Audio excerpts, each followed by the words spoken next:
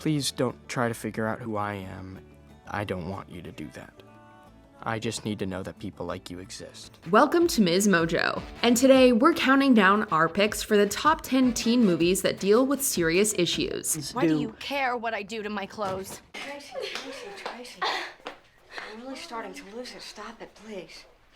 That's wonderful news. For this list, we'll be looking at the best teen movies that tackle complex themes. If you had to pick one of these movies for everyone to watch at least once, what would it be? Let us know in the comments. Number 10, Juno. So guess what? What? I don't know. I'm pregnant.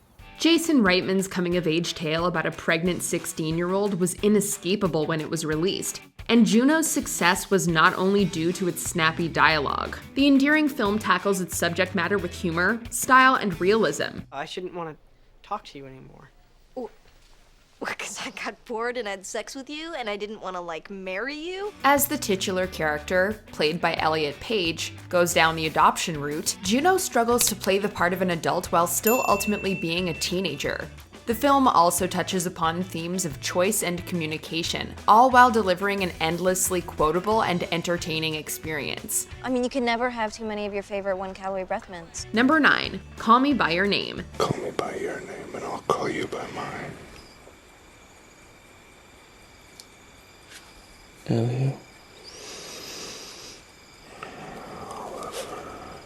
Summer flings are inherently passionate, but also poignant. Romance is destined to burn brightly and briefly. That emotion becomes intensified when it coincides with someone's first love, as is the case in Call Me By Your Name. Set in the gorgeous Italian countryside, the young Elio falls for Oliver, a graduate student who comes to stay temporarily with the teenager's family. Although no stranger to relationships, Elio has never experienced real love. I know nothing, Oliver.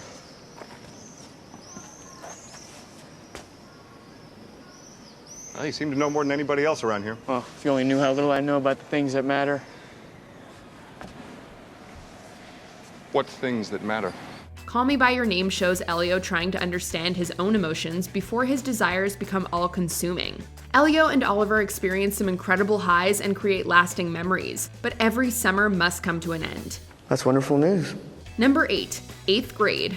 Awkwardness and adolescence go hand in hand, and few films explore this theme as effectively as 8th grade. Social media defines Kayla's world, shaping her self-worth and identity. Yeah, cool. Okay, thank you guys for watching this video, and make sure to share and subscribe to my channel.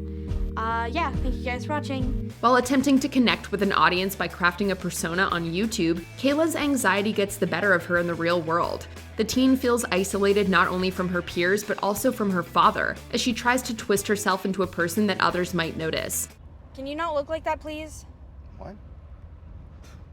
Like what? Just like the way you're looking.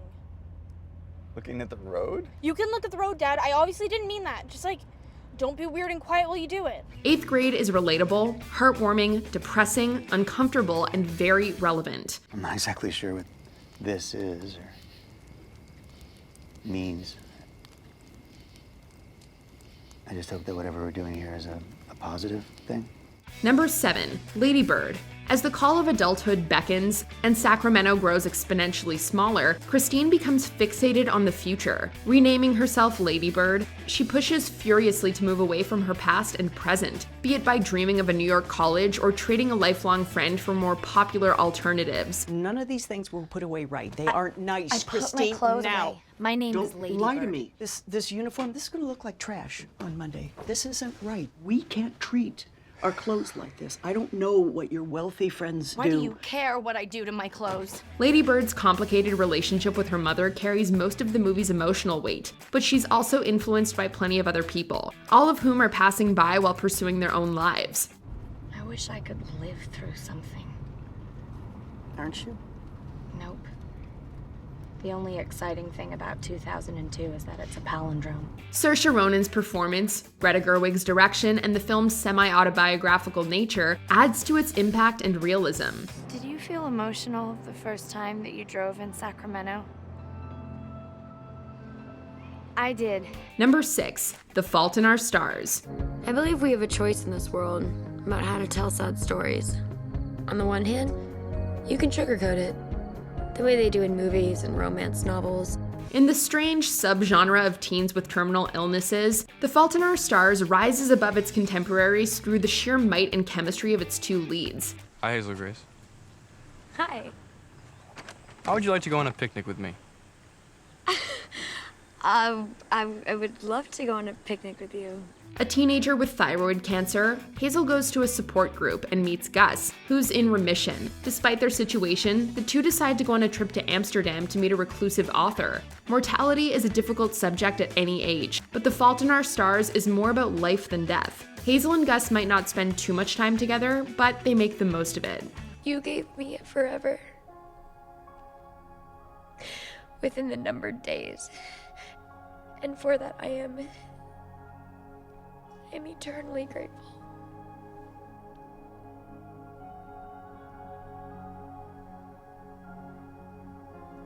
I love you so much.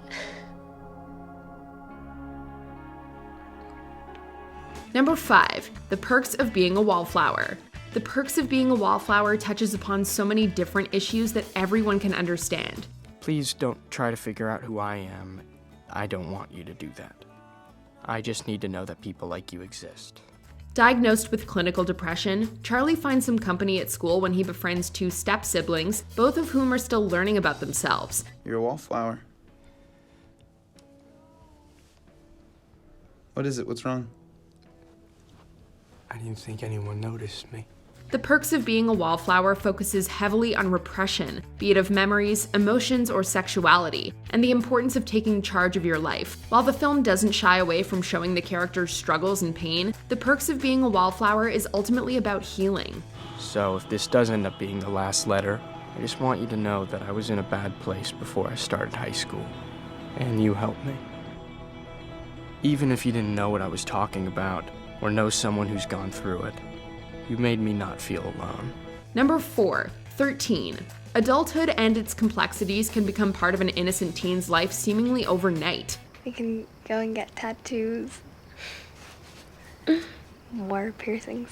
13 is about Tracy, a depressed girl who discovers an exciting new world of sex, drugs, and petty crime through one of her classmates, Evie. Rather than sugarcoat or scandalize this transition, 13 presents Tracy and Evie's unhealthy relationship with authenticity and familiarity. Tracy. I'm really starting to lose it. Stop it, please. Co-written by Nikki Reed, who was a teenager at the time, 13 explores the temptations and traps of adolescence and how there's often no simple answer that can solve everything. How do you explain $860 in your purse? What do you expect me to say, Mom? We jacked it, okay? Number 3, The Hate You Give. Based on a novel by Angie Thomas, The Hate You Give might center around teens, but its themes are universal. What did you do? Be quiet, ma'am. A black teen who attends a mostly white school, Star Carter is caught in the middle of two worlds and cannot fully commit to either. However, she has to take a stand following an incident that leads to the death of her friend. I need to speak for him. Dealing with racial injustice, The Hate You Give tackles these sensitive and complex issues through the experiences of a teenager who's only beginning to see the worst of them unfold. It's not the hate you give. It's the hate we give. Number 2, Boys in the Hood. Set in South Central Los Angeles, Boys in the Hood remains as relevant 3 decades later as it was in 1991.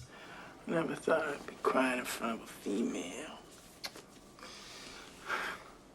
You can cry in front of me.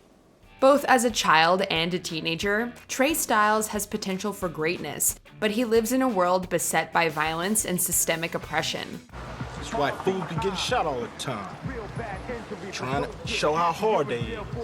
Ignorant. Along with his friends and family, Trey navigates gangs, drugs, and police officers, knowing full well that one wrong move could result in death. You're my only son, and I'm not gonna lose you to no bullshit, you hear? I love you, man. Before we unveil our number 1 pick, here are a few honorable mentions. Dead Poets Society, because Carpe Diem is a message worth getting behind. Seize the day. Gather ye rosebuds while ye may. Why does the writer use these lines? Because he's in a hurry. No. Ding! Everything, Everything, because abuse is not always obvious. Watch it. Heathers, because is there any mature theme this movie doesn't tackle? Veronica, you look like hell. Yeah, I just got back. The Diary of a Teenage Girl, because teen movies can be weird, empowering, and clumsy. I feel so awkward and ugly and naive and lonely. I know how you feel. I have no friends. I don't want to go to school ever again. Nobody loves me. Before we continue, be sure to subscribe to our channel and ring the bell to get notified about our latest videos. You have the option to be notified for occasional videos or all of them. If you're on your phone, make sure you go into your settings and switch on notifications. Number 1. Kids. Kids is ugly and upsetting, and that is a compliment. Come on, it's gonna be okay. Written by Harmony Korine, Kids follows a group of boys and girls over the span of a day as they discuss sex, drugs, and AIDS. When I first put it in, you know, she all screamed all loud, and then I think I saw her bite down her pillow, but I don't know. Filmed almost like a documentary, the film is populated by mostly unlikable teens who lead lives free of the need to pander to an audience or storytelling conventions. Drenched in realism and unafraid to get uncomfortable, Kids is as unapologetic in its exploration of provocative themes as Telly is in his pursuit of his next naive conquest. I like them new, not like you. Do you agree with our picks? Check out this other recent clip from MsMojo and be sure to subscribe and ring the bell to be notified about our latest videos.